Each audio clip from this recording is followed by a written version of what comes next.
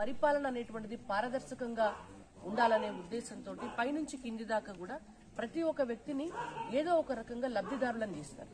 ఇవాళ మహిళలు లబ్ధిదారులే, బీజేపీ కేంద్ర ప్రభుత్వ సంక్షేమ పథకాల వల్ల యువత లబ్ధిదారులే, రైతులు లబ్ధిదారులే, పారిశ్రామికవేత్తలు అందులో ఉన్నటువంటి వాళ్ళు లబ్ధిదారులే, ఈడబ్ల్యూఎస్ రిజర్వేషన్ వల్ల అగ్రవర్ణాలు కూడా లబ్ధిదారులే.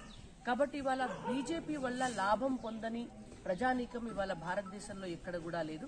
ప్రజల సంక్షేమమే భారతీయ జనతా పార్టీ లక్ష్యం. కుటుంబాల కోసమో, బంధుత్వాల కోసమో, సామాజిక కులాల కోసం, వర్గాల కోసమో నడిచే పార్టీ భారతీయ జనతా పార్టీ కాదు. బీజేపీ ప్రజల కోసం కష్టపడి పనిచేసేటటువంటి కార్యకర్తల కోసం పనిచేసేటటువంటి పార్టీ. కాబట్టి మరొకసారి దేశాన్ని అభివృద్ది పదంలో తీసుకెళ్లాలంటే, దేశ అభివృద్దిలో భాగంగా తెలంగాణ రాష్ట్రం కూడా అభివృద్ది పదంలోకి రావాలంటే మరోసారి మోడీ గారు ప్రధానమంత్రి అయితేనే అది సాధ్యమవుతుంది. కాబట్టి గతంలో 4 స్థానాలు ఇచ్చారు తెలంగాణ ప్రజలు. 4 స్థానాలు ఇస్తే 9 లక్షల కోట్ల రూపాయలు తెలంగాణకు కేంద్ర ప్రభుత్వం నుంచి వచ్చిన నిధులు ఇక్కడికి.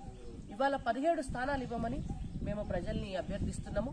మేము ప్రజలకు ఏం చేసినామో చెప్పడానికే ఈ యాత్రలు పెట్టి ప్రతి ఒక్కరము కూడా మొత్తం తెలంగాణలో ఉన్నటువంటి ప్రతి పార్లమెంటు సెగ్మెంటు, ప్రతి అసెంబ్లీ సెగ్మెంటు, వీలైన కాడికి మండల కేంద్రాలను కూడా టచ్ చేసి ప్రజలకు మేమేం చేస్తున్నామో చెప్తున్నాం. కాబట్టి ప్రజలు ఆశీర్వదిస్తారని నమ్ముతున్నాము.